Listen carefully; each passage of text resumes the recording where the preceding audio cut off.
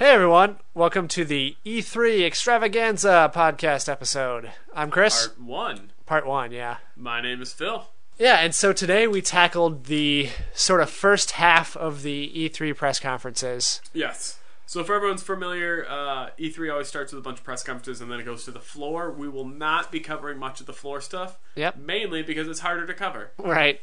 Press conferences, we can both sit down, we can actually watch them, take notes, all that good jazz. Yep. We're going in chronological order, so we will start with Bethesda. Yep. And probably end somewhere around EA. EA or I guess. Ubisoft, yeah. But we hit all the big ones, Sony, Microsoft, Nintendo, plus the smaller ones. EA, Ubisoft, Square Enix, Bethesda. So I don't know what order these are going to come out in. Yeah. But those are the stuff we talked about. We're doing this episode now, mid-end week. Yep. And then another episode will be out on Monday. And right. that'll be the second half.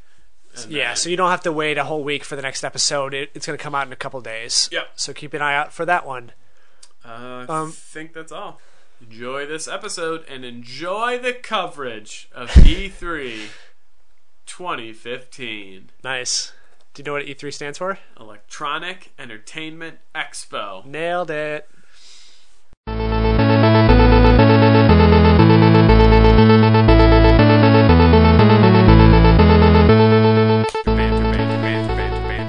It's been a busy week. Sports. Yeah, E3 plus the Hawks won. Yep. And LeBron lost. Yep. It's not even Golden State won. No. It's that LeBron lost. Right, and it's not even that Cleveland lost because when LeBron left Cleveland, I wanted Cleveland to win a championship. Yeah, to be like, he got one exactly. without you. Yeah. So I'm not anti-Cleveland, I'm anti-LeBron. Yep. But did you hear that the NBA is going to have a bunch of new rules next year based on the playoffs? I believe it. Like, you can't foul LeBron. No, LeBron, everything he does is not a violation. Also, he can try to intentionally foul and reach under a guy's crotch to try to grab the ball and still doesn't get called for a foul. No. You can push somebody in the face to get distance on a inbound pass. I heard that all of LeBron's points actually count for double now. Yeah. So like his 2-pointers really are the first 4-point shot. Yeah. Also, for every 3-point he misses, counts as one. So he's always getting a point. He's like always getting points. We can't let him not get a point on possession.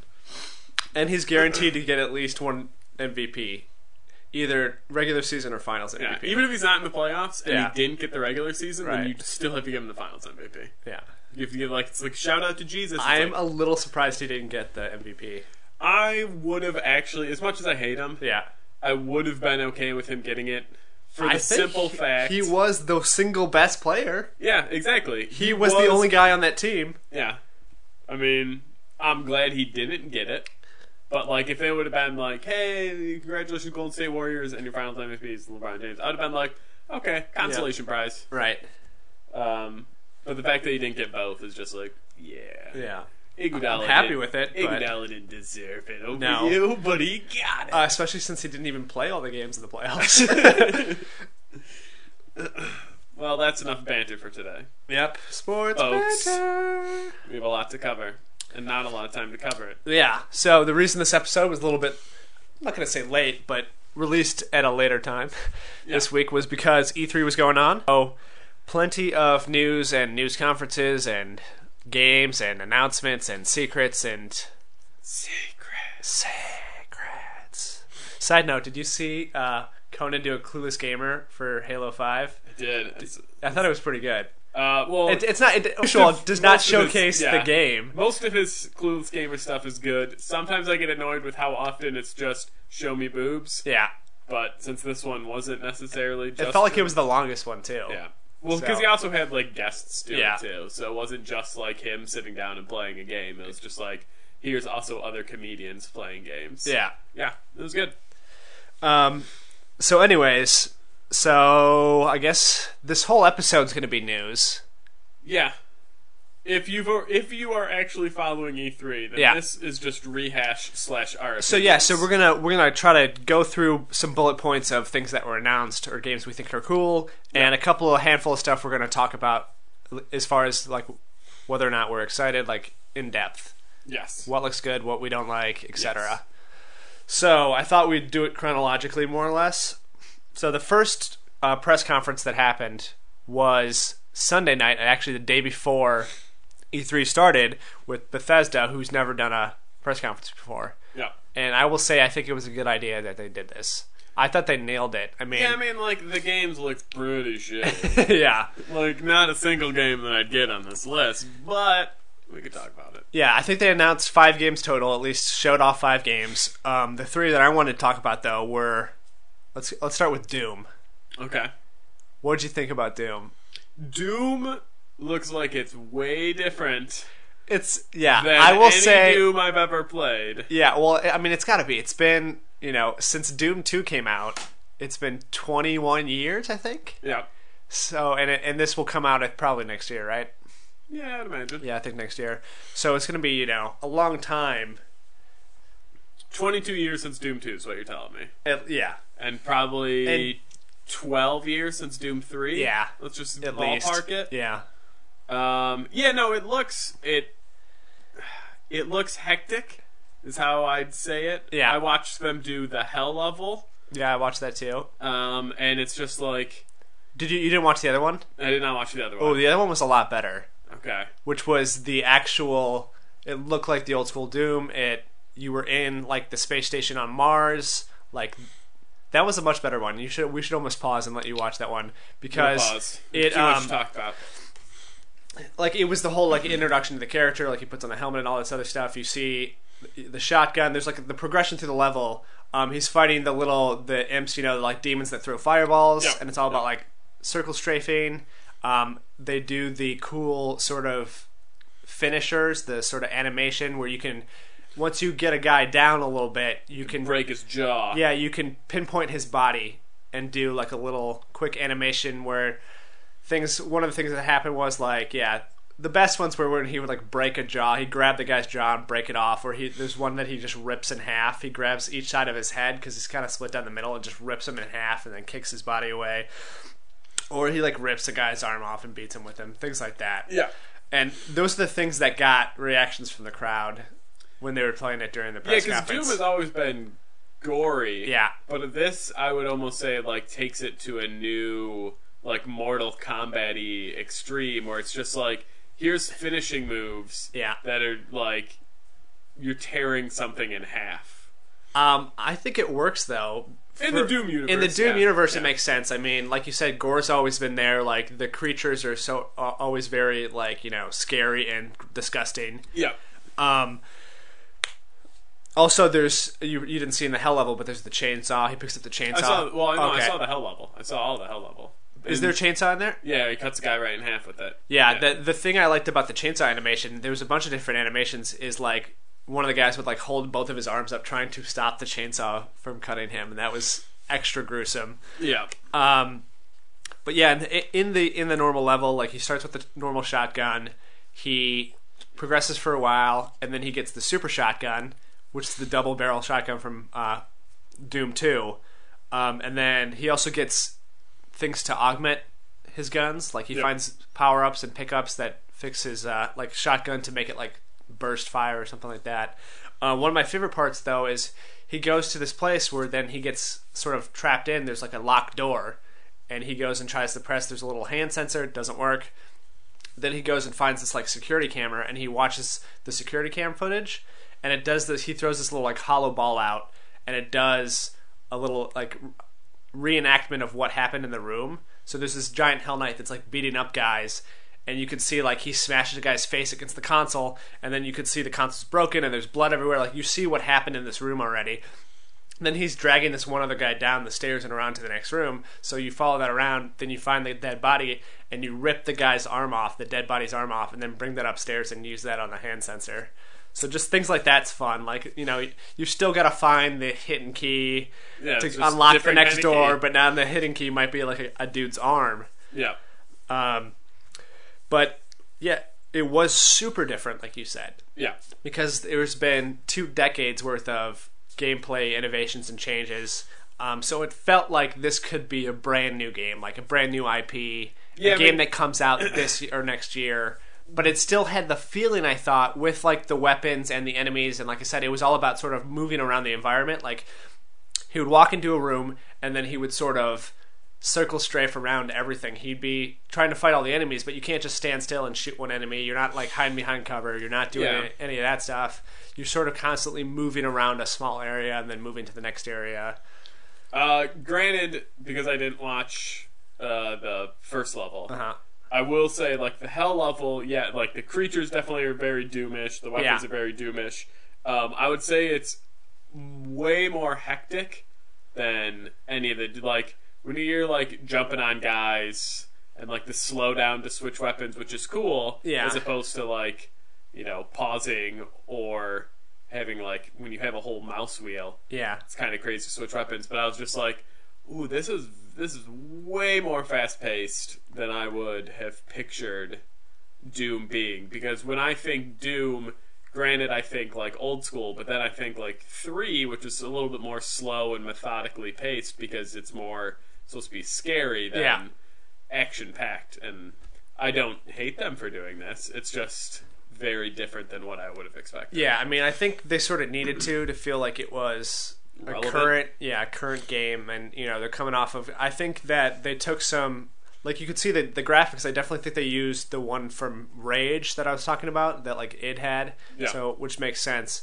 But I thought the hell level looked okay, but I thought the other level looked really, really good, and it also had moments of pacing where like it started off and there's no enemies and you're just kind of exploring this empty space station, and then like later on when you're trying to figure out the puzzle too, it's another like sort of cooldown moment. The hell level was just basically like a little mini boss fight that ended in a big boss fight. Yeah. So I don't know if the whole game's going to be like at 11 the whole time. Yeah, I mean, well, that's the thing. It'll just be like, where's that balance? Yeah. Because if it's more like the hell level than the space station level, then I'm less interested. I'm more checked out because fast-paced super shooters are just too much for my old brain to handle. But if that's just like you said, like that's kind of like a boss level that kind of happens every once in a while, then I'm okay with it. Yeah. But who knows? But I'm super excited for it. Like I like the look and the feel of it. The graphics looked amazing. I liked the executions. And I liked if the whole like solving puzzles or like finding keys is as creative as the one where you rip the guy's arm off, then I'm excited for that too. Just exploring the area because you know there's secrets somewhere. You know there's hidden doors, like all that stuff that happens in Doom games. Also for multiplayer, they announced a thing called Snap Map, which is a level editor. It's like their PC super intensive level editor that's available on the consoles also. So you can basically create a match super easily. Like you can just point and click and use elements, and it puts together a brand new map for you in minutes, which I heard is really good. But yeah, I am looking forward to that. I was excited about it when I heard about it when Wolfenstein first came out last year, and there was a Doom beta code. Yep. And nobody knew anything about it. But now that I saw it, it was like the first new game that I saw for E3 this year. And I gave it a thumbs up. And you were like, I'm in. Yeah. All right, and then the other big game they announced, of course, was Fallout 4. Oh, they were going Dishonored. No, Dishonored 2. We could talk about Dishonored 2 right now. I thought it was going to be like a trick. No. The next big game was Battlecry. Battlecry. Yeah. But Fallout 4, we got to see a lot more. We got to see story. We saw a little cinematic. They told you like where the story starts. Yeah. I don't know where you want to jump into this. What did you think of it overall before we get into details? Overall, it's Fallout 4, so I'm in. Yeah. I'm in. This is like I will actually spend more than $10 for a game in, which doesn't happen very often. Everything looks good. Everyone who's crying about graphics, I don't feel the same as them, and we talked about that last episode. Yeah, I mean, one of the things is you're playing games that are super old, so this looks better than any of the games you're playing anyways. But still, like, seeing it on, like, the same stage as, you know, whatever, Doom 4 and stuff like that, like, obviously, I can still see graphics to graphics that they're not equal, but my thing is just, like, I don't know, I think this is just a different type of game that doesn't require, you know, it doesn't need to look like I'm really there. Yeah. But anyway, everything looks good. The only time I thought, I wonder if I'll ever do that is kind of the like build your base Minecrafty Yeah. stuff that they showed, crafting like suits of armor and stuff like And that, weapons. I'm fine. Yeah. Like that's in almost every game now. Whatever, that's okay. You get blueprints, you build a new suit, it gives you a plus 10 defense, whatever. Yeah. Okay with that. But like the optional, like, here's this house that I'm gonna build, and I'm gonna put a rusty bed and some toilets and stuff like that. Like stuff that normally you see like 10 million assets of in the game, and you just pass by and you're like, I really don't care. I'm never going to be back in this area. Yeah, in the Fallout games, I never had the feeling of, oh, there's not enough to do. Yeah, exactly. Like, you always felt overwhelmed with all the quests or side missions or secrets or, you know, places to explore. So I felt like they didn't need to add yet another element. Crafting is fine. That's great. It's going to make me even more of a crazy scavenger / hoarder than I was in the other Fallout games. I can't carry this duct tape. Right, yeah, I really need this rubber pipe and this, you know, glue, like whatever the other stupid stuff you can find. Oh, I got some rusty nails. I got to hold on to 50 rusty nails. Yep, never just know when in it's case. Gonna come up. Yeah. Yeah, no, I mean, like, I don't know. It's tough to talk about because obviously, like, it looks and I bet it plays very similar to Fallout 3. Yeah. Which I'm fine with. Yeah, which I'm very fine with. There's nothing wrong with Fallout 3. The story looks fine, like playing like pre and post. Yeah, so the game starts off, like, you know, we talked about with Fallout 3, you start off in a vault as a baby, and your sort of tutorial is inside the vault, and you take a test to figure out, you know, what your personality is. In this, your pre-nuclear explosion, it's like 1950s, right? You're in this little house, you got a baby, you got a wife, you think the and you got that robot. I don't know. I don't think the baby makes it. Well, but I mean, can you like take the baby and like you can duct tape it to a gun and then? Oh yeah, I know. They did say though, so you can choose as you can be in either a man or a woman, right? So it starts off, you're looking in the mirror, your wife is next to you, and you could swap between the characters. The character creation is really cool. You just go point and click on a facial item and then manipulate it. You want it to be. Right. Yeah. And whoever you leave the tutorial as is who your character is. So you can play as a female. People are excited about that. Yep. And then the thing that was the test before is now like a Vault Tech salesman comes to the door because you got Vault Tech insurance, which means you can go to one of the vaults, and you do a little questionnaire with him. And that's kind of what determines your skill points and stuff. That was fun.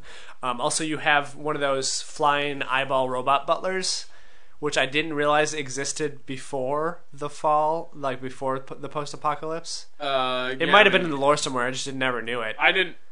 The lore to me, Fallout has always just been like, hey, nuclear disaster, and now crazy. Right. Like, obviously, how things were built and when, and what robots existed, and all that stuff. But it is cool to see that design, the 1950s design, and then also after you come out of the vaults to go and back to your house or your neighborhood and see everything destroyed. Yeah. It's pretty cool. Yeah, I'm like I said, I'm super excited. Like, this is, if it's not a day one, it's like a weekend one. Like, if it comes out on like a Wednesday, then I might just wait till Saturday. Yeah. It's like, it's definitely like at launch. Yeah, it's at launch. I don't know. I mean, like, that whole like build your base up looked cool, and whenever, I don't think it's required. They said it was optional. Yeah, they said in the press statement, like, this is just an optional thing you can do if you want to do it. Yeah. And that's what I was thinking about. Is just like, yeah, okay, I'm harping on something that's completely optional, but it's just like you said, like, there's always so much to do that I would probably have like an aneurysm. Yeah. If like I'm trying to like collect bottle caps for like the 10th million side quest. Yeah. And then I'm thinking, crap, how is my base doing 4 towns over? I got to make sure that merchant that I set up is properly protected so I can get a new gun. Yeah. Taking your first steps into Fallout games are always very overwhelming. Yeah. So, like you said... the first step is perfect. Cause you don't that's have any easy. quests. I just mean, like, before you actually start the game. Like, when you sit down, you're like, oh, I'm going to play a Fallout game. That means you're like, okay, I'm going to spend hundreds of hours doing this. There's going to be so many things to do. Like, if you had a checklist, it would just be full of stuff that you haven't checked off yet. So that's what I'm saying. Like, until you start getting into the flow of things and sort of map out what you're going to do, it's kind of a scary undertaking. Yeah.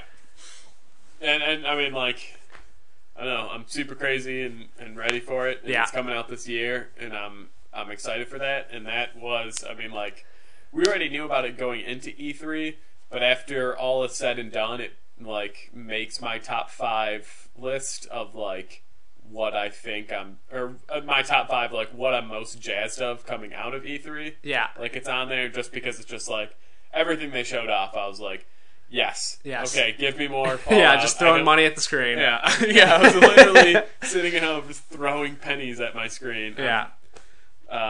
And that, like, the only cause for hesitation I had was just like a completely optional thing that is optional. So I probably won't do it the first time through. And if I play it through a second time, then maybe you'll try it out. I'll try it out. Yeah. But.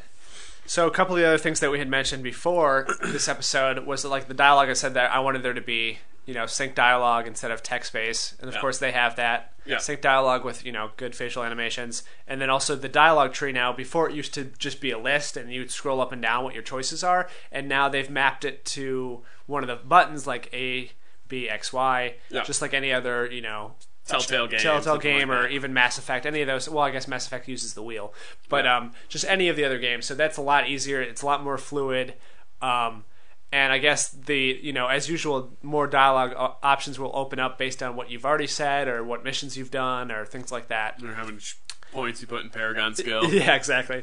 And also, like we talked about before, we weren't sure if the VATS was coming back. So it is. The VATS shooting system is coming back, where you select a body part, it freezes time, and then you try to aim at it. It tells you percentage. But it seems like they improved the the iron sights version of shooting. It's probably not going to be super great, especially if you have the VATS. You're probably going to choose the VATS always, anyways. Yeah, for me, VATS is like a 99% of the time usage. Yeah. Just because that's how I'd rather play games. Right. So I imagine they improved non-VATS, but at the same time, like, I think that if you get caught in a jam, or if you're at a difficult part, I think like everyone will just default to like, well, I'll just do VATS. Yeah. And this is something they actually showed off the gameplay for in the Microsoft conference, but there's like, the Brotherhood of Steel.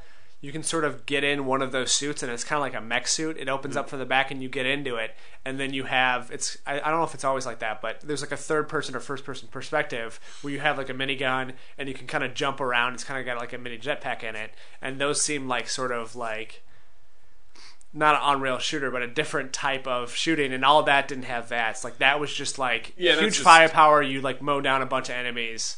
Yeah. And that seemed like a fun, interesting way to break up the combat of like stop, point, click, shoot. Yeah, I feel like those are probably just, there's probably side quests, and they're probably like or story moments where you had to do and them. far between. Yeah. Like, I can't imagine that those you come could just up frequently. you could just build a bunch of those and use them whenever you want. Yeah, it's probably just like some mission where it's just like, hey, we found a Brotherhood of Steel armor, it's over here, and then you go over there and just like bring it back to them, and then once you pick it up, all of a sudden like there's a bunch of raiders who try and kill you, and that's just kind of the little mission that you go through, and then once you walk home, you never get to use that suit again until you find another one. Yeah. And I'm sure there's probably whatever, like 10 moments of it. I don't see it being a big part. No, I don't think it is either. Yeah. And then the last thing is the companions in the game. The only one they've showed off so far is the German Shepherd dog. No. And you can like give him commands, tell him to go pick up stuff, tell him to attack, things like that, all the common stuff. But they said that the companions in this game are immortal, which I don't, because in the previous games, if they died, they were dead.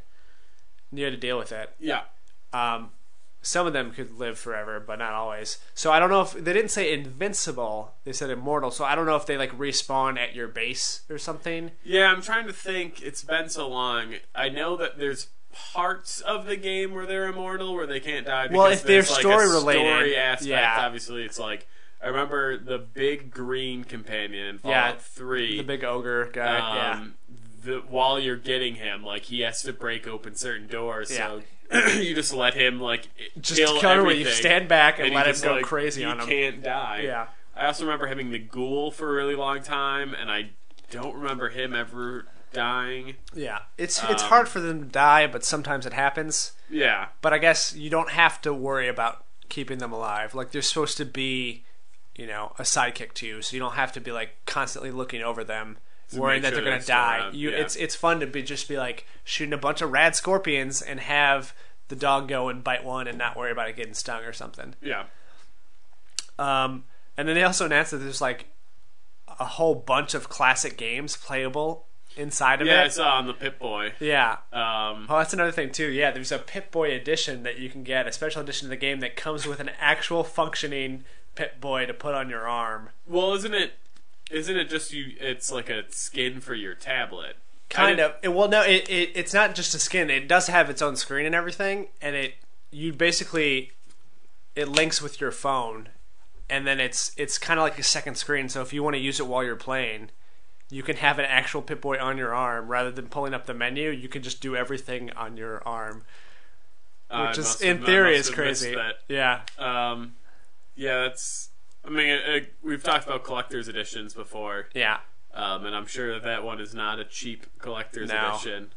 So, to me, I won't be getting it. But it's at least a unique, as opposed to just getting like, hey, you get a bobblehead and, a vault key or something. Vault key or a jumpsuit pajamas or something like that. Like, that's actually like, oh, okay. Yeah. That could be interesting. Because it's a cool, like, collector's piece, and it also has function in the game. Yeah. But yeah, double thumbs up for Fallout 4. Yeah, Fallout 4, for sure. And then the other game, they announced 2 other games, like I said, Battlecry and something else. I think Battlecry is already, like, ongoing. Well, it was announced, but they showed gameplay footage of it. Yeah. No interest Don't really care that much. Was Dishonored 2. Yep. All we got was a CG cinematic trailer, but it was pretty good. Yeah, it's pretty great. I know there's a bunch of people. It leaked a little bit early. Yeah. That they were going to do Dishonored 2, and some people were predicting that it was going to be there because Dishonored did pretty well. I mean, I don't think it was a huge success. It was no Fallout 3. No, it wasn't one of their other giant franchises, but like enough people had enough good things to say that they weren't surprised that a sequel's coming. Yeah, the trailer looked great, but again, it's hard. Like, I haven't played a lot of the first Dishonored. Yeah, I've only played the first level or 2. Yeah, I liked what I've played. It basically just makes me think it's like first-person Hitman, kind of. Yeah, Hitman meets kind of like BioShock with the abilities. So I give a tentative thumbs up. They could still screw it up, but if it's just more of Dishonored 1, which I'm sure they'll improve upon, I'd still be in favor. So there's 2 playable characters. You can play as either this guy or this female who was the lead in the trailer we saw. Yep. And she, I don't know if we want to spoil it, who that character is. She's a character from the first game. Yeah. Who's a little kid in the first game, and now she's become an assassin too. So, I mean, I don't think it's a spoiler. It's out in the trailer. Yeah, everybody knows. Everybody knows who it is. Like a bunch of people cheered when they heard who it was. Yeah. So, but anyways, yeah. I mean, I gotta finish Dishonored 1 first, but it looks. I think awesome. You got some time. Yeah, I got some time. They're only doing the trailer for it. Yeah, but it looks like it's good. I mean, I like the style. I like the design of the world. I don't know if this was in the first game, but like the guy that you're hunting down has all these modular panels in his place that he can change and move around and make, one room into a different room. It was kind of looked like in Portals or something. The way like all the walls were on like giant mechanical panels, and you could like pull a switch and it would change into something else. So, I don't know. Looks cool. Yep. I'm excited for it. Yeah, basically all of Bethesda's press conference I was in favor of. Yeah. I mean, besides whatever the game we skipped over, Torchlight, Battle Blocks, whatever it's called. Yeah. Like Doom, interested in. Fallout 4, very interested in. Dishonored 2, very interested in. Yeah, I thought they did a really good job, and I think it was smart of them to set aside. They put the spotlight on themselves rather than have them announce these games in the other press conferences, which would have been great for their games. Their games are going to do great no matter what, but it's interesting to just put a spotlight on, like, hey, these are the games that we're making as a company to make their company status go up a little bit. Well, you think, like, and like you said, like, it's good to put it on themselves because let's say they take any of those games and they do it during another conference, they do it during Xboxes, everyone's going to say, like, Microsoft really brought it. They got Fallout 4. It's like, yeah, it's coming out for probably everything. Yeah. But, like, just having that in their conference, everyone would be like, Microsoft, or the same for Sony. So, like, having it just like, this is our conference. Yeah. It's not like, wow, Sony really brought it with that Doom trailer. It's just like, oh yeah, they're making these games. Yeah, exactly. And then the next conference, which was the morning of the next day, the first day of E3, was Microsoft. Yep. And they started off, usually they end the show with a Halo. Whenever they have Halo, that's like their closer. But this time they started the show with Halo 5. Mm-hmm. And they showed off a small section of a campaign level. Did you see it? Yes, I watched the Microsoft conference. So a lot of news has actually come out about Halo 5 in the last week because Game Informer is doing a cover story about them. So we've already got some info, but basically there's 2 squads in the game. You're playing as Team Osiris, which is led by Agent Locke, and his job is to hunt down Master Chief and his team. And it's got, 2 guys, 2 girls, basically. I'm not going to get into the whole backstory of all these characters and stuff. Sure. But they all have different loadouts and maybe different little abilities. Like in the trailer, you could saw Agent Locke had the ability to scan the environment. He also, as the leader of the squad, he can issue commands. Mm-hmm. So he can point over there, like, "Hey, go pick up this gun," or "Hey, you get on the warthog," or defend or shoot this enemy. So I think that's good if you're having a bunch of AI companions. It's good to be able to sort of direct them a little bit. Yeah. Because even though Halo has always had great AI, Bungie had programmed them before, and I don't think they're super good at doing that. But even then, there was moments where if you wanted the AI to drive the warthog, it would always let you drive. Like if you're near a warthog, the driver jumps out because he wants you to drive. Those sort of things. But it's nice to be able to sort of direct them, so they're not like one guy stuck behind and he's stuck behind a crate or something. You can focus them around. Squad-based, shooters. You want some control because unless they really are just fodder to die and that's all that matters. Yeah. Then it doesn't matter if they get stuck behind a crate. Exactly. But you want to be able to kind of direct them a little bit, even if it's just to set up yourself, where you're just hey, I'm going to flank all these guys. Right. So just all 3 of you, or 4 of you, go this way, and then you descend in that direction to kind of draw the fire, and then you loop around a couple boxes or whatever's in the way, and then you can kind of surprise the enemy. Yeah. And then also you can, because you have these characters with you that are going to be with you throughout the entire game and the cinematics and stuff, they can now get downed. They don't die, but they can get knocked down, and you have to go over to revive them. Your AI teammates can do that also, but I think that's good because if you just had 4 unkillable AI the whole time, you'd do like you do in Fallout 3, where you just step back and let them go there and do all the funny for you. So now if they do something like they get hit by a rocket or fall off a cliff or something, then they do die instantly and they can respawn. But same thing when you're playing with teammates, because if you do 4-player co-op, they can choose any of those other characters to play as. It's the same thing, you can get downed. So I think it's good that they're not invincible, and you have to manage your squad based on telling them where to go or what to do and reviving them if they go down. Also, there's a bunch of chatter. There's a bunch of story that's being told throughout the mission rather than in a cutscene. I know there are going to be cutscenes, but it's cool to just hear them talk to it. They're constantly talking to each other, and it was all contextual based, and it was pretty good. Yeah. Also, just the one guy that's on the Team Osiris kind of seems like the bad team. Everybody's kind of not on their side because they're hunting down Master Chief. Say, of course it's the bad team. It's a team versus Master Chief. And I think a good way they combat that so everybody just doesn't feel like, hey, they're the enemies, is they put Buck from ODST. Nathan Fillion's character from ODST is on that squad. And in the sort of cinematics that happened before that level they showed, he was like, hey, what are we doing? This is not just some other target. This is Master Chief. He's like, if anybody else hears about this, they're going to hate us. So it's good that he's on that team because everybody likes Buck.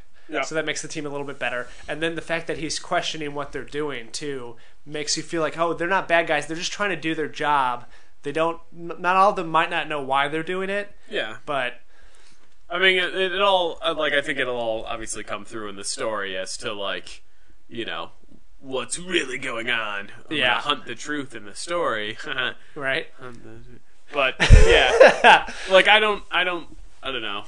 I don't foresee it being like a good versus evil. I feel it No. being like you said, where it's just like one team is maybe just doing their job, and maybe like Locke has a grudge, and that's what it is. Well, something like that. something happens in the game early on where Master Chief goes AWOL. Him and his crew go AWOL. They're called Blue Team. If you know anything about like the outside of the game lore, this is the team that he trained with originally. So you got Fred, you got Linda, you got Kelly.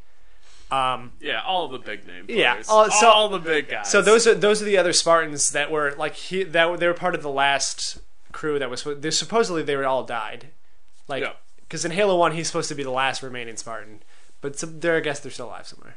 I know Fred they took away. Cool. They faked Fred's death and used him to train the Spartan 3s. That's another story. But it's cool. Like if you spawn in as one of the characters, you get to spawn with a sniper rifle. And they all have their own little loadouts and their own little personalities, which is pretty cool. But in the level they showed us too, it was pretty big. It was pretty epic. Lots of explosions. It's cool. They were sort of infiltrating a Covenant city to try to find a Guardian. Master Chief is searching for a Guardian, which is like this huge, like building size Forerunner. And it's cool to see the city's like getting destroyed as you're running through it. So there was some good scripted cinematic moments that looked fun. Yeah. Got to see some new weapons. There's a new enemy type called like the Forerunner Soldier, which is like a smaller version of the Knight. It's closer between like a human or an elite. I don't know if it really needed to add another class between those two enemies, but whatever. They did. But visually looks pretty good. Looks great. I mean, Halo 4 already had good graphics. And Halo 4 looked amazing. And this is on the Xbox One, so it'll it's look even worse. better. Oh, better. Yeah, and then they announced a new multiplayer game type. I don't know if you saw this, Warzone. Yeah. So it's basically player versus player, which is what they call multiplayer, and player versus everyone, which is what they call like anything else. Like if you're doing like firefight or campaign, it's called PvE, and PvP is just multiplayer. And they say this is like PvPvE. So it's like a giant, massive multiplayer that also has AI characters, and you deal with like getting bases or armories or all this other stuff. So you start off, you get dropped off on one side of the map. There's a base overrun by AI enemies. You got to clear out your base. Then you sort of set up.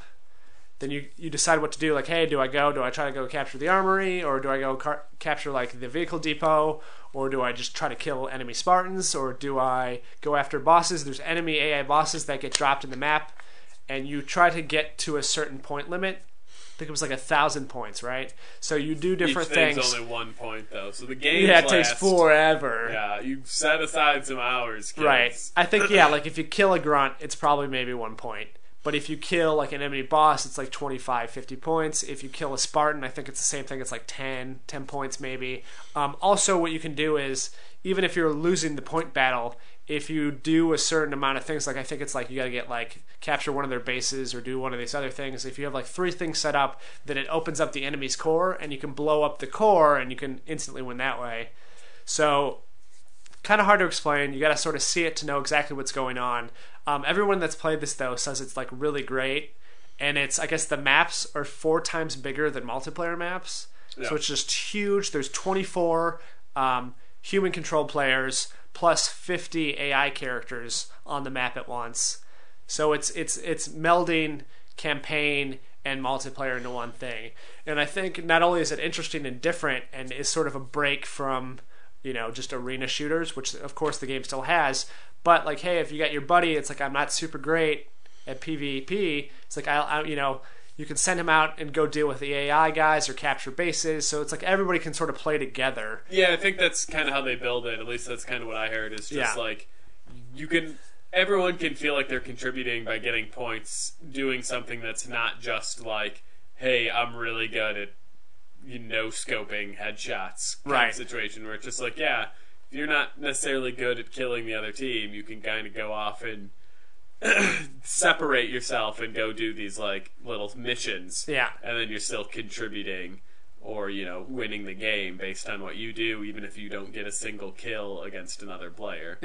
So I mean, like, that's again, someone like myself who's just not super competitive or into like online, like you said, arena shooters, like that's great. Like I'll play this all day if it's just like and go in and kind of do my own thing and still get the wins. Yeah.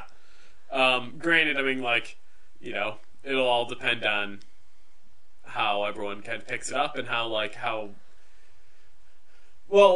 many maps there are, how many varieties there are. Yeah. Because, you know, if let's say, and I know that's probably going to be more than this, but like, let's say there's only like 5 of these giant maps and it's always like the same tasks, you're going to kind of find, if you play it too much, you're going to be like, okay, well, I know this boss trap's here, he gives you 100 points out of 1,000, and I know this and this, and you can kind of like, then it just becomes like a race against time, and it stops being fun after people have played it so much. Yeah. So we'll see, like, how they adapt. Maybe they change it, like, as they used to do with, you know, Halos, they had weekly challenges and stuff like that, so maybe it's just like, you know, they shuffle things up, they add new maps, they add, like, they subtract things, everything's on a random basis, something like that. So yeah, I think it's pretty random as far as the bosses go, too. Like, all the bosses, I guess, have their own name and personality. So, like, you know, like, oh, if this guy coming, that means that, oh, the guy in the Banshee is showing up. But that they're random. Like, every time you play, it's not going to be like, okay, at the 3-minute mark, a boss shows up at this base or something like that. Yeah, that's just the thing is, like, that's you just wanted to stay away from. Yeah. And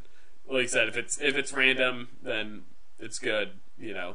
But if it's, you know, maybe they only have like 5 variants. Yeah. And it's just like, okay, let's see what happens. Oh, 3-minute mark, that guy did show up. So that means I know at the 6-minute mark, this guy's going to be here. Also, they announced in the Game Informer that the DLC maps that come out are going to be free. So for Halo 5, they're not going to make you pay for the maps, which is huge. I mean, you know, if you're going off the Activision Call of Duty model, like that's where they make all of their money is on the DLC stuff. Yep.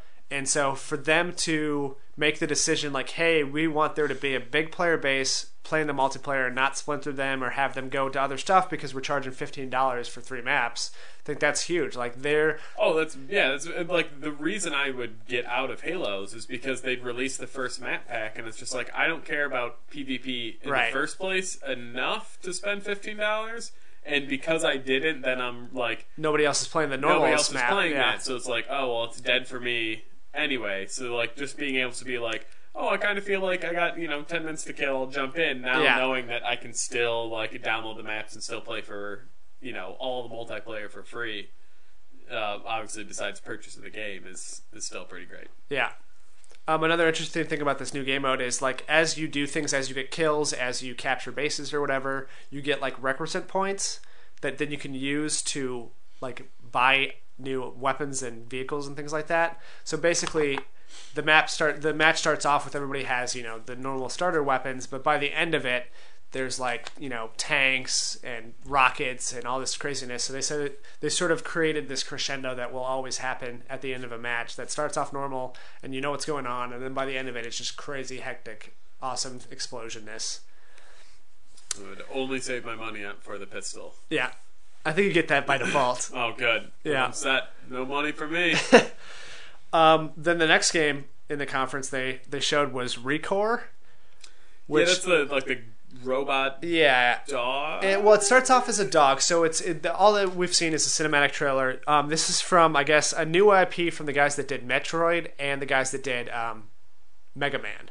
Mm-hmm. So it's this old school like Nintendo background that they have, but the cinematic trailer was this girl. She was fighting these enemies, and she had this robot dog that had this glowing blue core in it, and then she would fight an enemy that had red cores in it, and they're kind of just robots that are surrounded by this glowing light. Yeah. Red are bad, blue apparently is good. Through the little sequence, the normal thing. Right. Through the sequence, your dog dies. Your little robo-dog dies. Yeah. So she takes the core out of the robo-dog and puts it in the enemy that she killed, and then that enemy now becomes her best friend. It's like she took the soul or the core of the dog and put it in this thing and upgraded it. Yep. And so you're going to be we don't know. Your pet a lot. Yeah, That's your pet's going to die a lot. You're going to get attached to it. Yeah.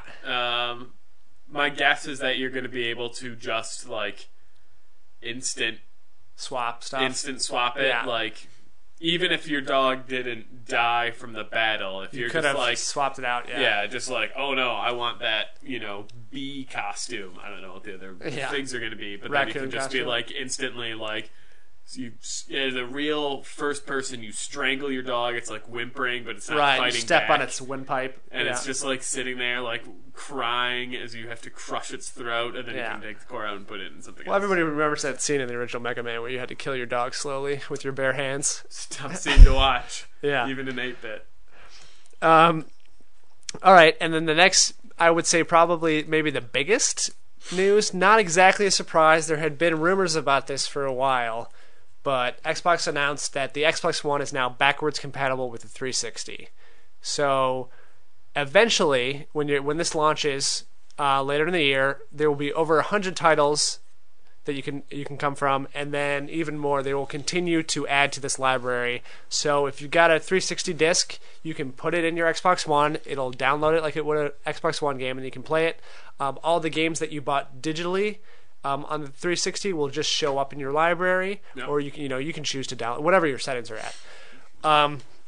And then also all the 360 games will be available to buy then on the Xbox One digital store.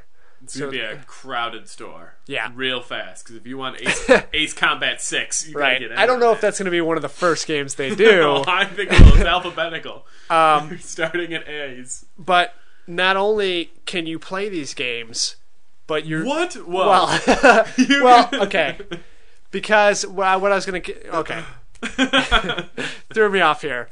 Is you have the full access to all the 360 stuff. Yeah. So as you're playing, you can pull up the little 360 guide. You can send messages through 360. You can, chat and play with people that are using the 360. So this is essentially a 360 inside of your Xbox One. Yes. So anything you could want, probably anything. Everybody's been asking for this since it launched. Yeah. Obviously, since they announced it.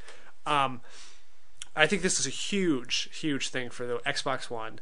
If you had a 360 and you're waiting to go to Xbox One because you still had all these 360 games to play, there's less of an excuse now to switch over to the Xbox One.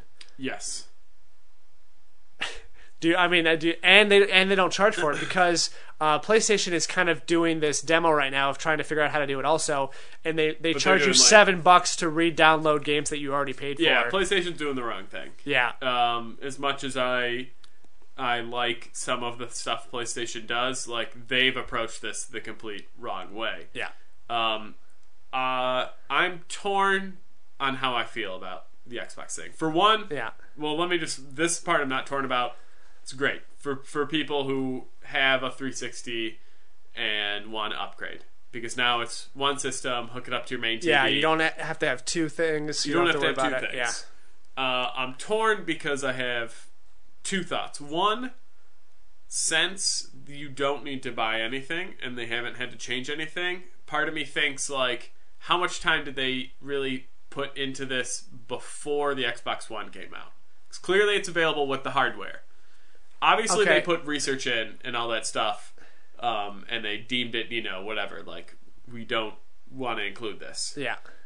So it kind of, like, I would have almost been more okay if they're just like, you have to buy this $5 USB slot, and this has the codes to do it. Because then I'd be like, oh, this wasn't possible at launch. So what they did, what Microsoft did, is they basically created a super sophisticated emulator that uses one of the... Because the Xbox One can run two operating systems at once, it's using one of those to run basically the 360 software.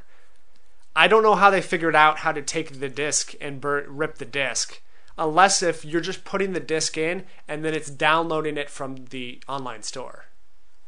Like, I don't know. It's matching like SKUs or something. Yeah, like it's just saying, oh, you have this disc, therefore you have the right to download it now. Yeah, it's possible. Yeah, I mean, I don't know like all the ins and outs, and I've read some articles and listened to some people talk about it, and obviously none of them are like the actual like engineers. They're all just the talking heads that are just like, no, we were able to use this magic pixie and we put it in the Xbox and it came out. Well, they kind of don't want to tell you because Sony would just steal it. But so like, part of me obviously is a little just like, man, I kind of, if this would have came out at launch, this would have been huge. Like, I feel like that could have turned the tide. Yeah. Because if it was just like, PlayStation 4 were not backwards compatible, and then Xbox could have came out and dropped the mic and just been like, fuckers, we are. Yeah. And then, like, for, you know, when they have these kind of slow seasons where games aren't coming out, like, you already have that built-in function where you're just like, oh, I'm going to go back and I'm going to play my Red Dead Redemption. I'm going to play my Bioshock. Oh, I hear Gears of War is getting updated. Like, Yeah. I'm going to go start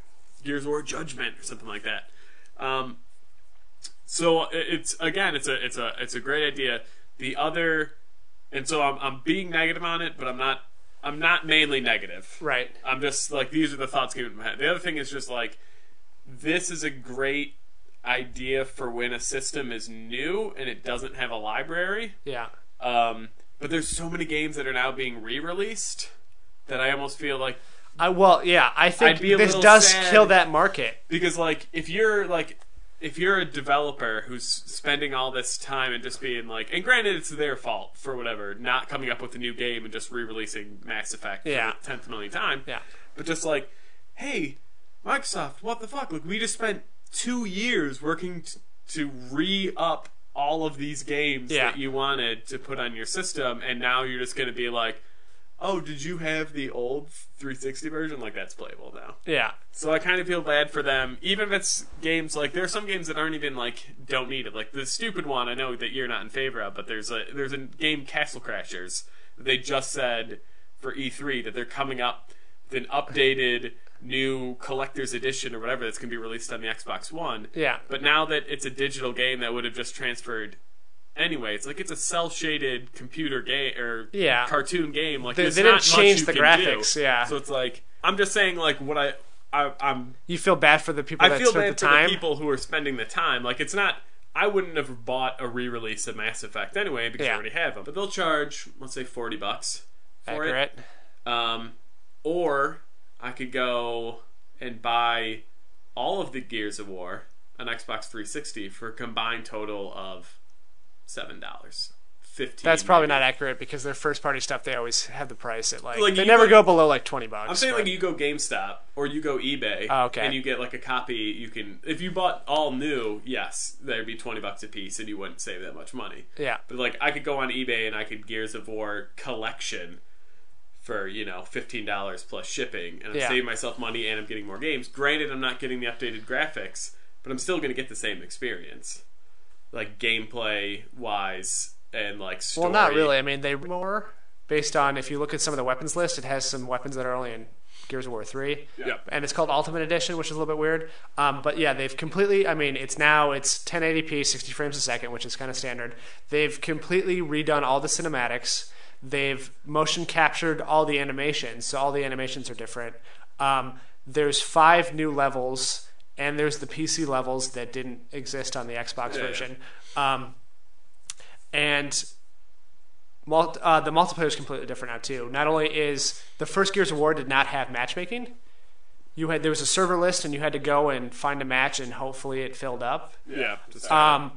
And this has matchmaking, and it has new game types, the new game modes that were in the other, 2, 3, and Judgment and stuff. So before it was just Warzone and Execution, which is round based, one death, and then you gotta wait until the next round.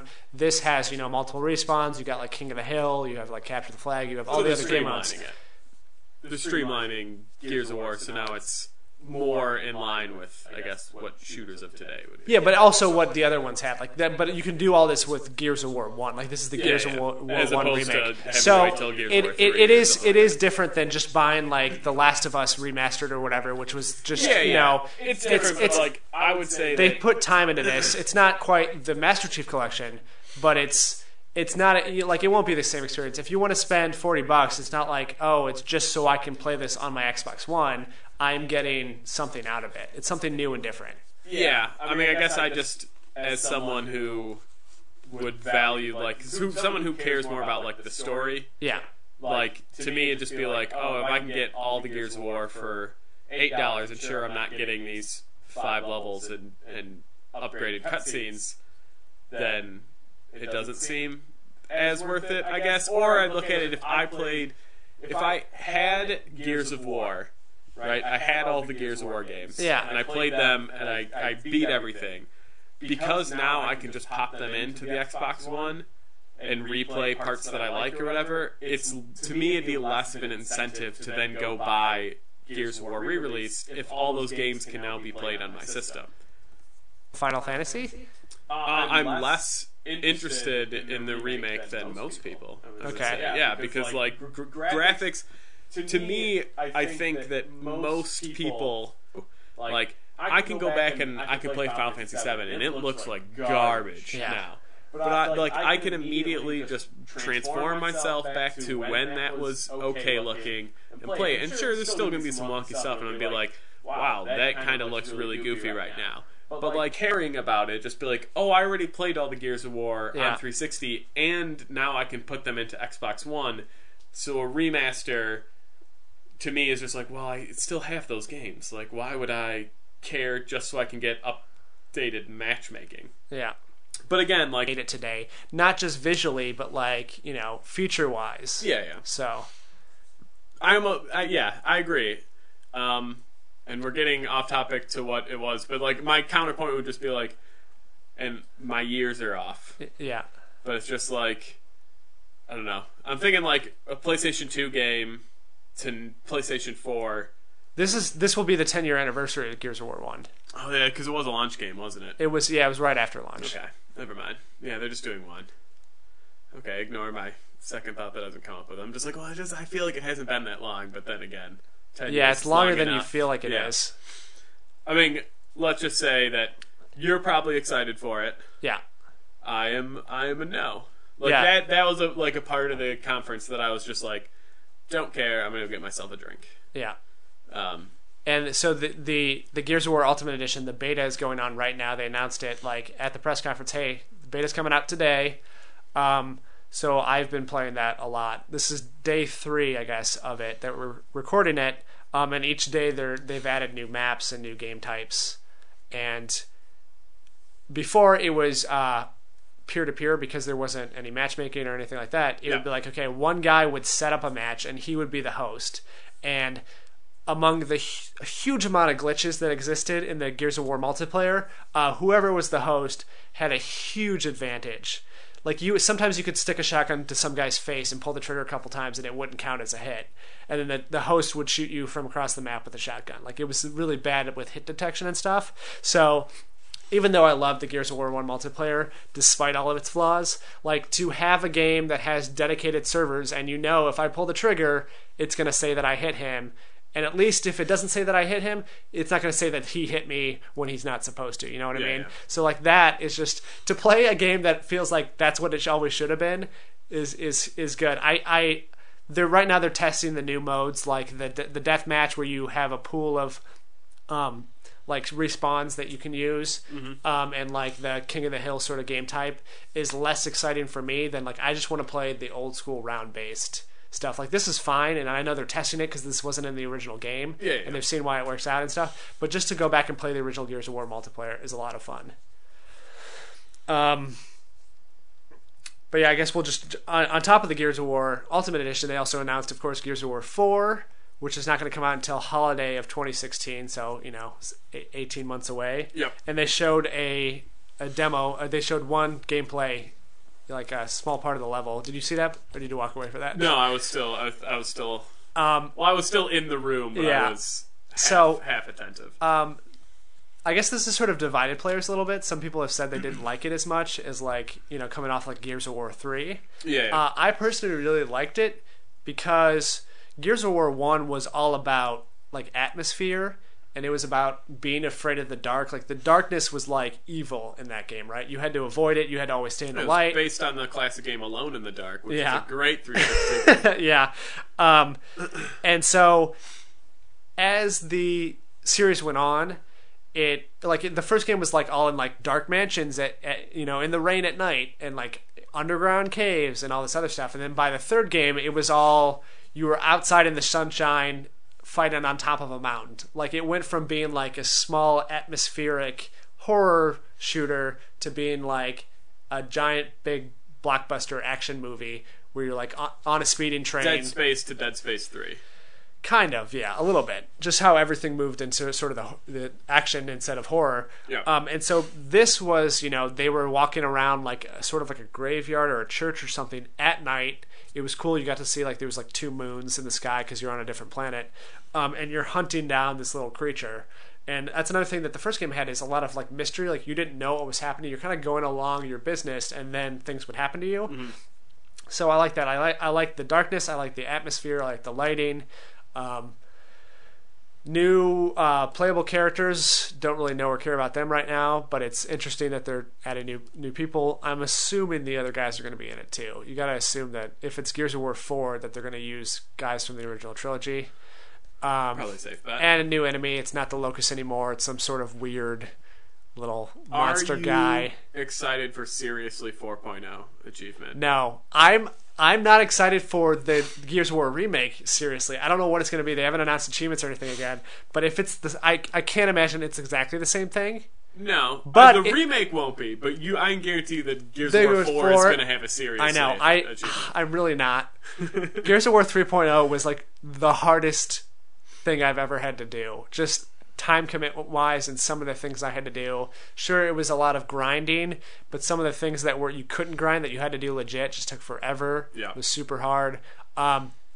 Even if they did a Seriously 1.0 for the remake, it's a lot easier now when you're dealing with both matchmaking and multiple respawns. Because before, if you were good, you would get 4, 5, 6 kills a match. Sometimes between waiting for a lobby to fill up and going through the entire match, that was like 45 minutes to an hour. So you're talking about 4 to 6 kills every hour, and you had to get 10,000 multiplayer kills. Like, that took forever.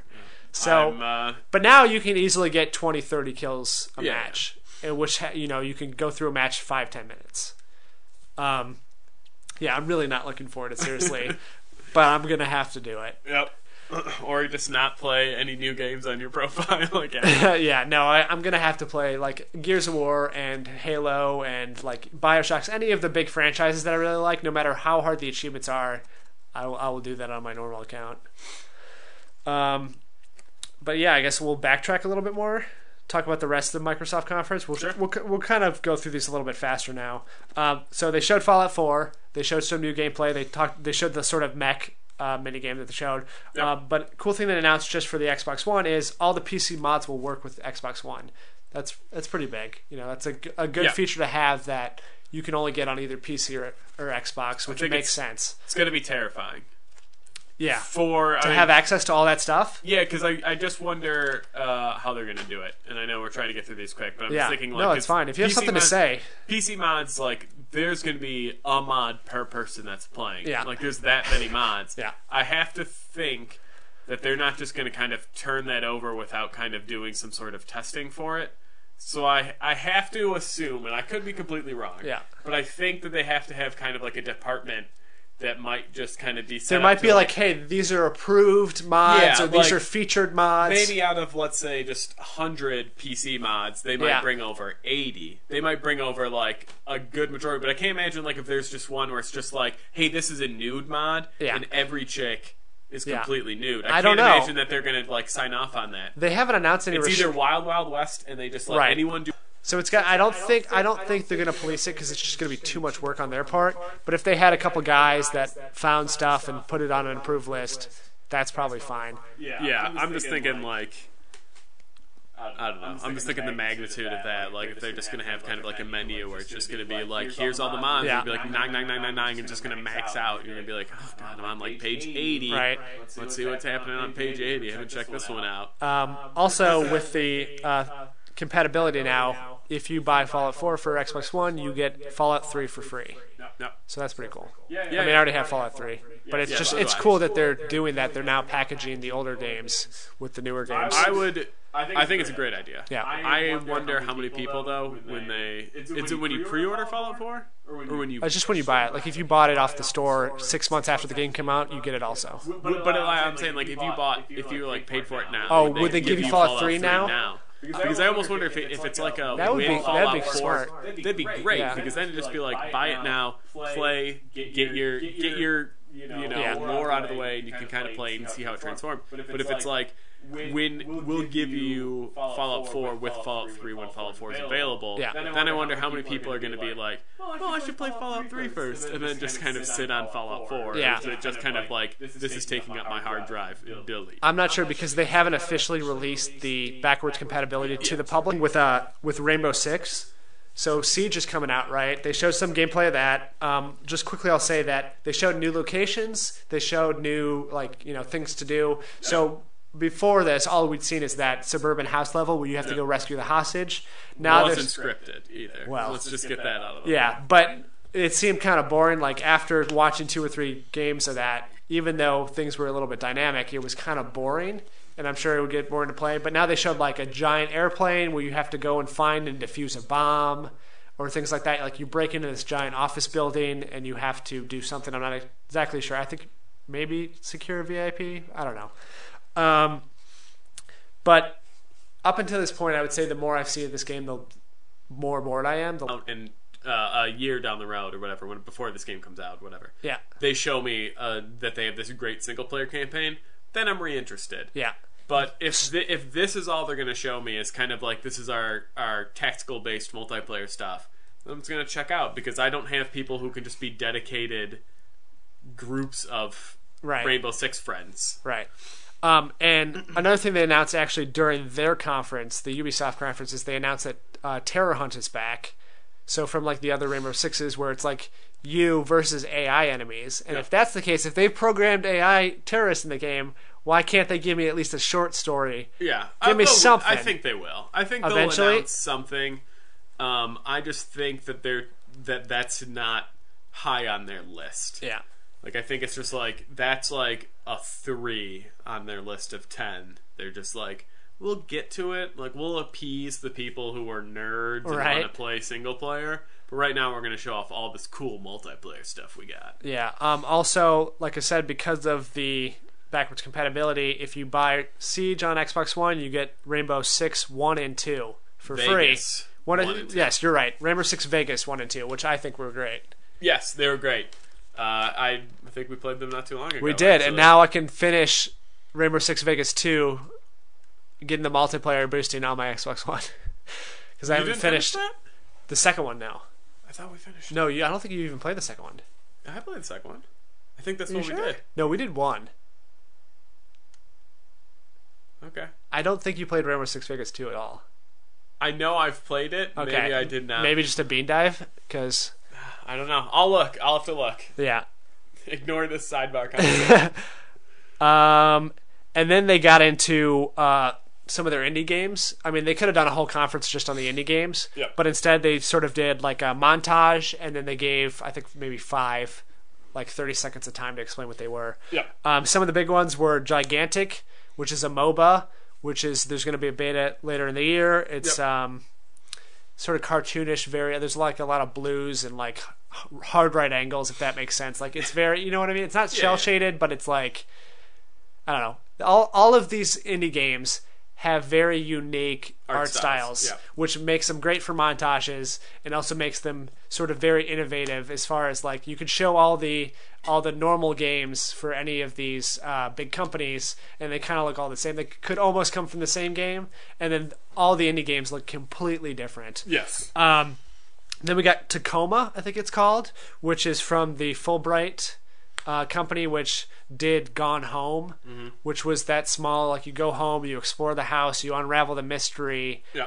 But this takes place in space. This is basically Gone Home in space, and I think that's a great idea, and I'm super on board for this. I want to see more of it, obviously. I've heard good things when people have talked about Tacoma. Yeah, because if they can make a great game that takes place in just a normal suburban house... Yeah, when you're exploring with a space station. Yeah. Like, there's already so much mystery built in. Then we got Ashen, I believe it's called. Yeah. Which is a cool, stylish RPG. Just saying the word RPG immediately gets me interested. Yeah. Obviously, it's just a cinematic trailer. I tried looking up more stuff. There's not a lot online about it, so it's kind of hard to say, but... I mean, it definitely, I'm on board, I guess. I'm on board too. Like it piqued my interest enough that I will look into this game later on.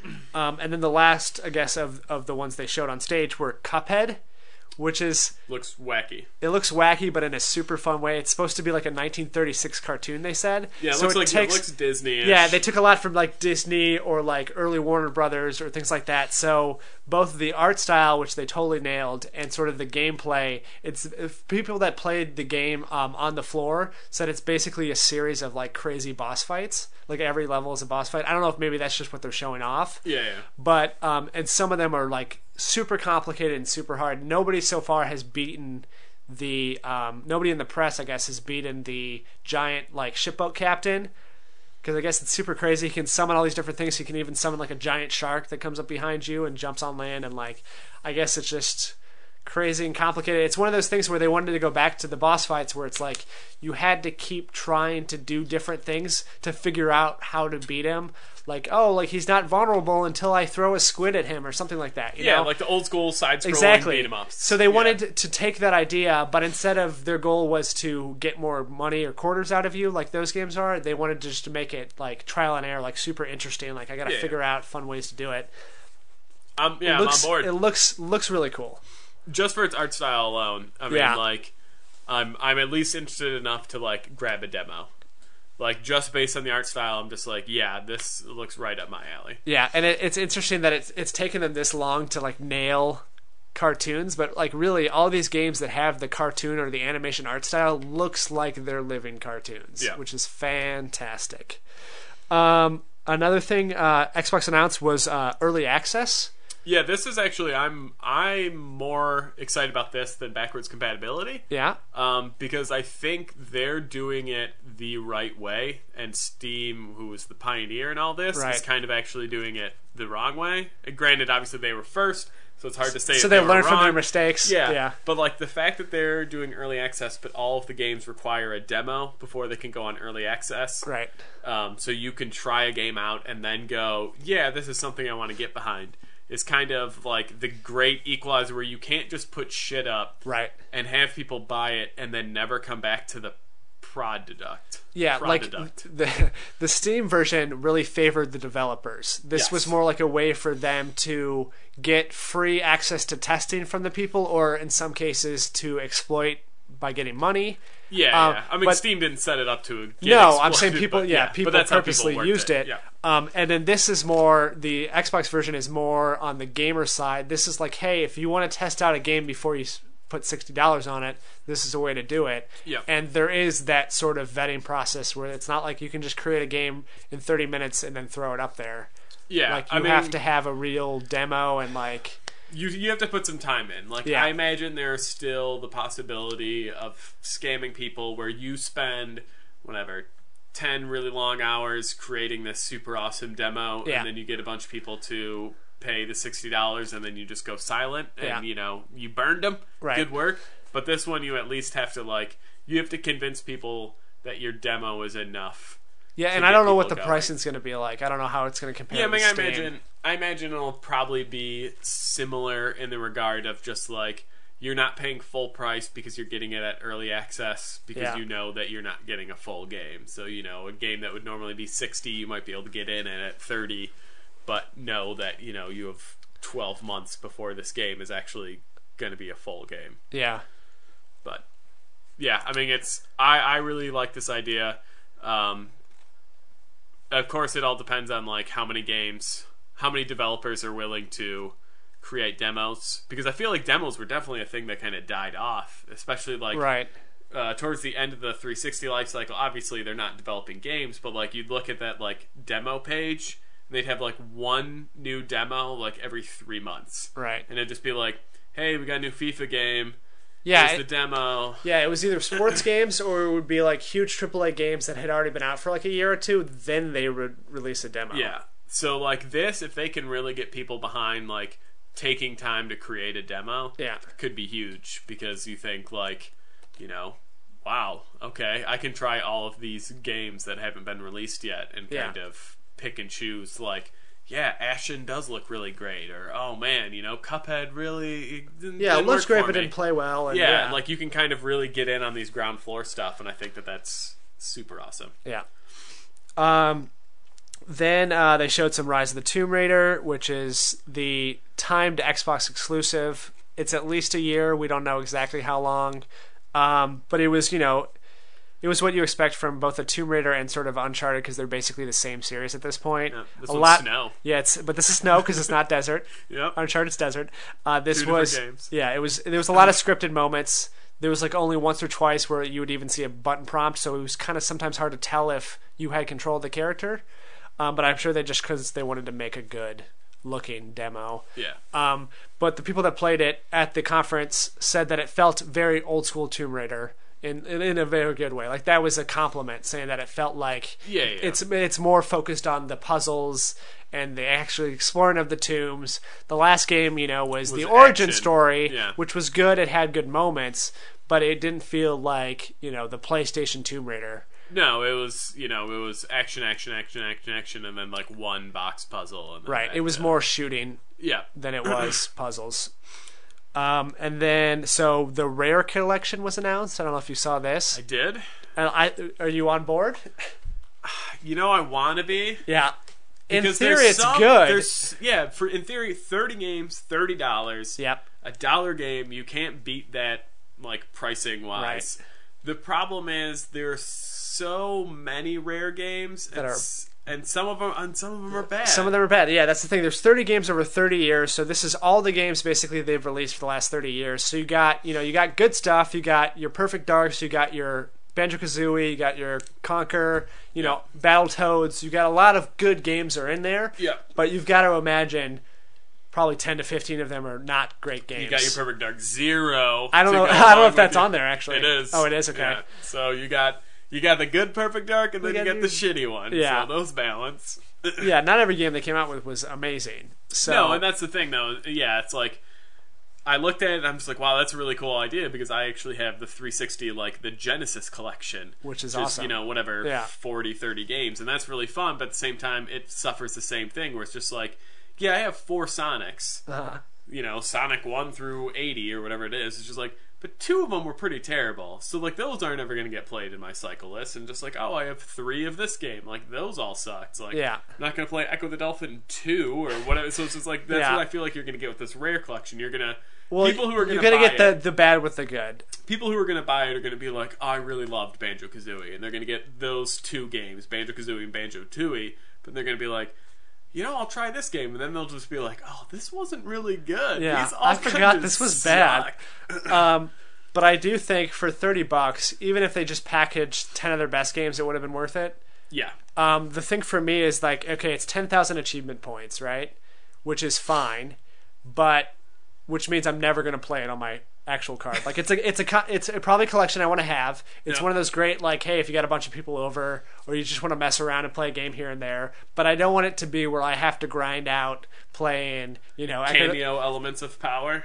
Yeah. Getting all of the achievements in there. Right, exactly. Like, I don't want to have to worry about playing every game to completion. 30 awful, well, not awful games, but 30 games total. Yeah. Some of which are going to be awful. Who knows? Maybe the achievements are awful for Battletoads 2, which is a super hard game. Yeah, I mean, that's the thing is I think, like, we're focusing on the achievement list, which actually has just personally. But that's the thing is just, like, the Sonic one, there's one achievement for, like, every game. Yeah. But granted, you didn't have to play them to completion. It might just be, like, jump on a guy's head in Sonic, and you're just like, okay, yeah, it took me 2 seconds. So the fact that it's 1,000 for each, or 10,000, what did you say? 10,000 total. 10,000 total. You imagine that there's probably, like, quite a few for every game. Like, maybe you don't have to beat Perfect Dark all the way through on Expert or whatever it's going to be, but there's still going to be, like, do this mission without firing a shot or something like that, where it's like, God damn it, I don't want to fucking play this. Yeah, I mean, this is just for people that care about achievement completion, but if they split it all into different games, maybe it's like 350 for each game, but then, like, okay, if I just play these games, only those will show up on my card, rather than all being grouped together in one thing. I will say Sonic did not do that. Yeah. That's just one item. I don't think this collection does that. I think it's just listed as the Rare collection. Yeah, because I would just think that the games that they would never release, like if you all said, I don't know, I'm just thinking whatever, Banjo-Tooie. Yeah.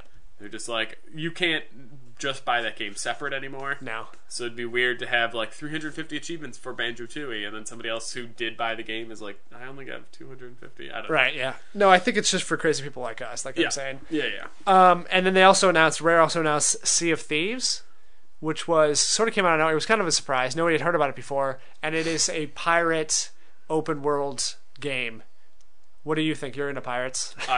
I was very intrigued by it. Yeah, it looks really interesting. It looks fun. It looks it looks good. Pirate games are sometimes hit or miss. Right. This has the old school style though, which I think would appeal to you more than like maybe Black Flag, Assassin's Creed. Yeah, I mean, it's definitely one of those games that I'll be keeping an eye on. Yeah. I'll see how it kind of turns out. Everything I looked at, or the trailer or whatever it was, it looked fun. It looked like something I'd enjoy. Yeah. I like most of Rare's stuff. I mean, like... Well, certainly they have plenty of hits, and the hits are great. So, like, I'm not against what they could make. So we'll see, though.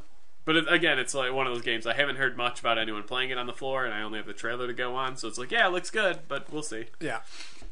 And then just a few more quick things. So Fable Legends was announced for 2015 later this year. I didn't write down the exact date, but it was shown at the last E3. Yeah, and it's free to play for everyone on Xbox One.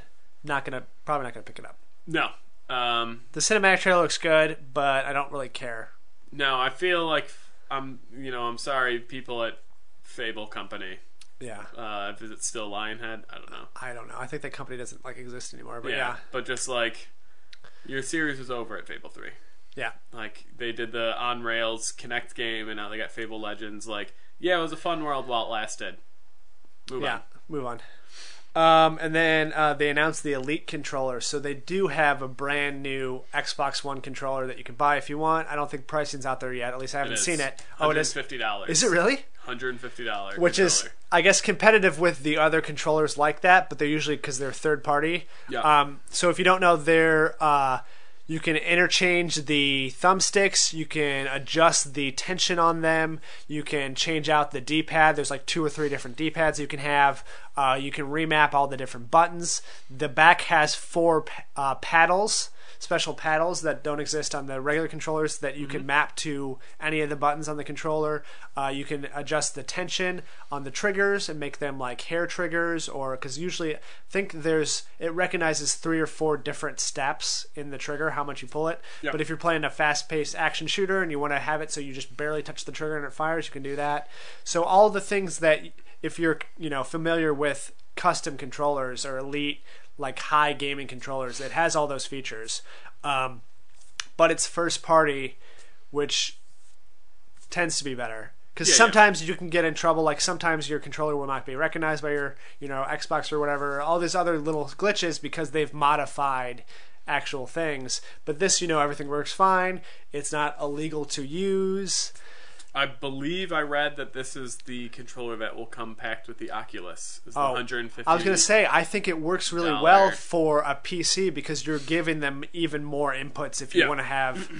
I did read though that the competitive gaming world is not on board with this controller because they feel that it would give people too much of an advantage. Too much of an advantage if they can program, like you think fighting games. Yeah. Like program a whole move set or combo into just kind of like 1 or 2 of your little button presses that normally you would kind of have. Yeah, I think each tournament or each division of Elite Gaming is going to have to decide like, hey, this fighting game can't use this, or this shooter maybe can, but it's like complete minor detail. Yeah, they're going to have to have their own sort of things like, hey, you can only change the button mapping. You can't use the triggers to be like 4 buttons at once. Yeah. So, I didn't know about the 150 until right now.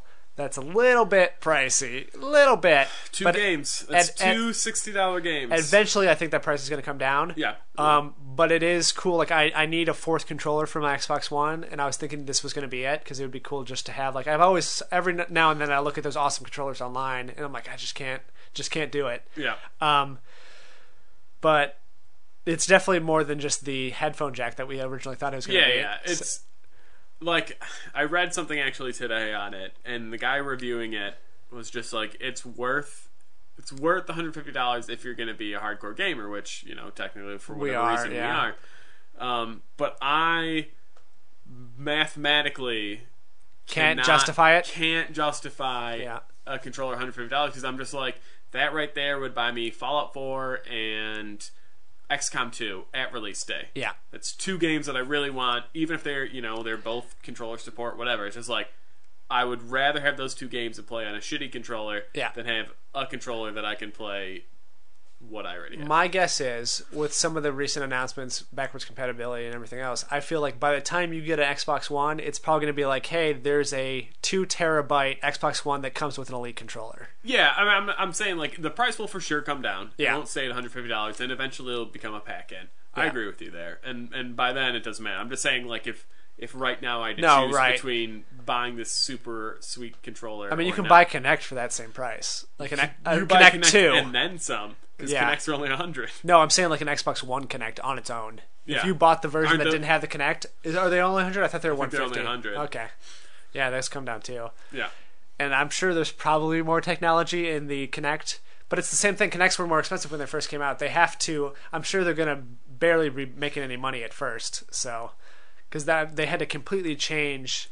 Both R&D and production of this is much more complicated than a normal controller. I think it's, like I said, it looks great. I imagine it probably plays great. It's just, it's pricey. It's a solid gold controller for me. I'm still on the fence now. Well, I definitely want to get one. I definitely want to get one when the price comes down. But I'm afraid that I'm going to get so used to playing that way with like paddles and stuff that I won't be able to just pick up a normal controller then and play well.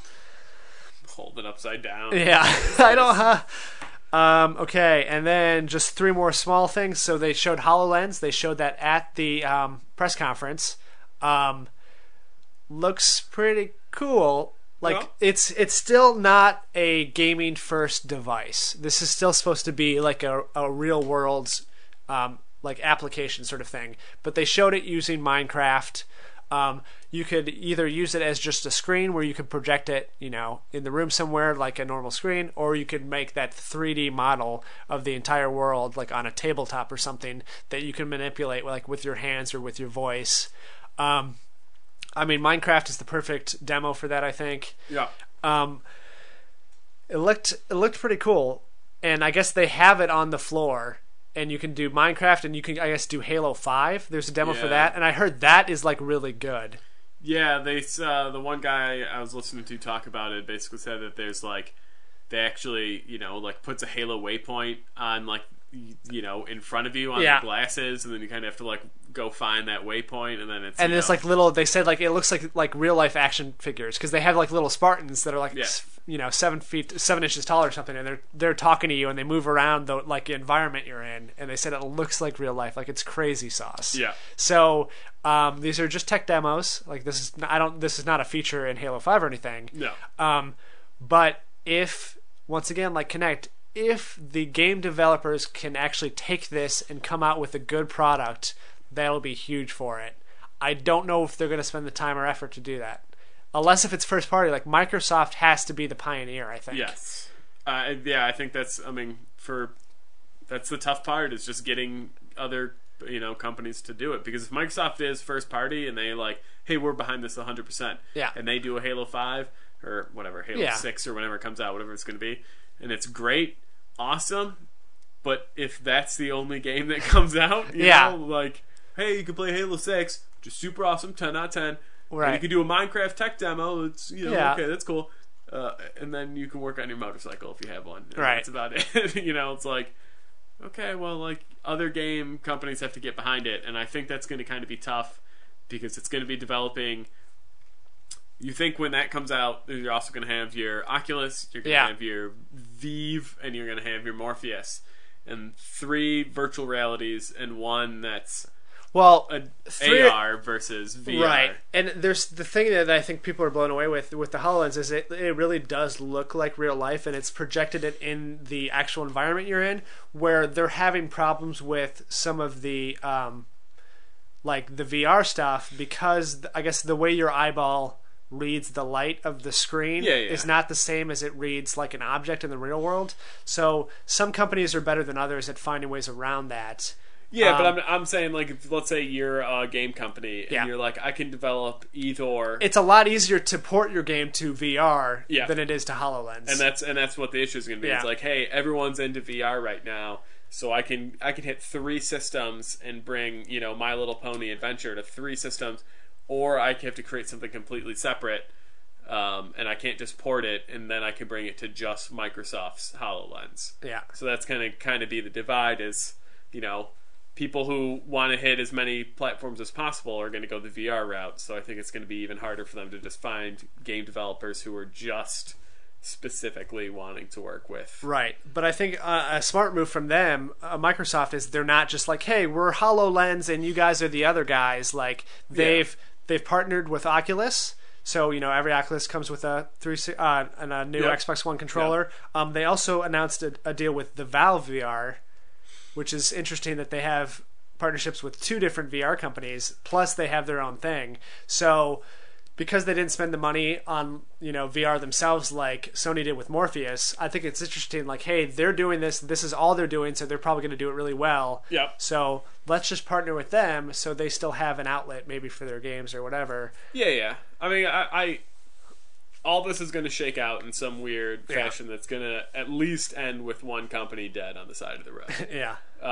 I think it's smart that Microsoft partnered with these because you think if they create a virtual reality game, then they can kind of port it to whatever Oculus, and they can get sales from that if somebody just wants to make, Halo 6 virtual reality. Yeah. And I think that, Oculus and the Vive, if they wanted to have independent people work on AR, then it works. Like you can kind of have that cross-platform. I don't know. We'll still see how all this virtual reality has not proven itself yet at all. Like we don't know. Is this like 3D TVs?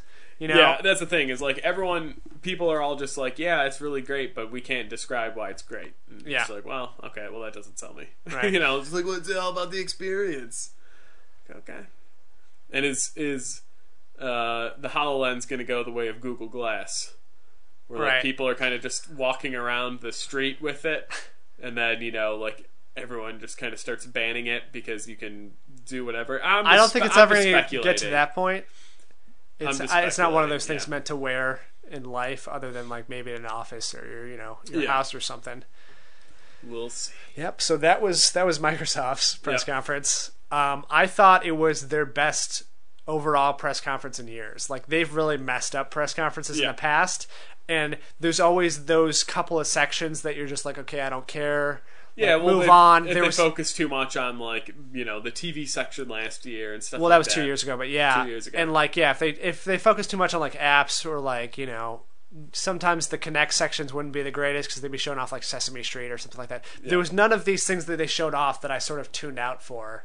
Like everything sounded like, okay, you focused on games. All your non-game announcements were still related to games, backwards compatibility, new controller, early access, and sort of HoloLens. Yeah, no, I mean, I thought this was certainly one of the better ones. I mean, granted, I haven't gone to any E3 or even remembered most of them, but I mean, this is obviously compared to the past couple too, where I think that they've had some blunders that I think this is certainly their best. Yeah. So, because we went so long on this episode, there's going to be another episode that comes out in a couple days on Monday, like a normal episode would. That's the rest of our E3 talk. Yes. There was so much news, so many press conferences, we had to split it up into 2 episodes. So, for continued coverage of E3, listen to next week's episode, which will be out in like 3 days. Yeah, won't be long to wait at all. Yep. And then you can hear us blab on and on and on about the rest of the press conferences. Right. All right, guys, thanks for listening. Rate and review us on iTunes. Yep, and send us your tweets that we will not receive at Not Fun Podcast. Yep. Because nobody tweets us. Well, we'll receive them if you send them. Yeah. Yeah, we got a website. thisisn'tfunnymorepodcast.com. We got an email. We got Twitter. We got a Twitch. We got a Twitch. We got a YouTube. We do got a YouTubes. We got the Facebook. We got the things that the people, they like. And like the hippity hop. The Jello pudding pops. All right, guys. Thanks for listening.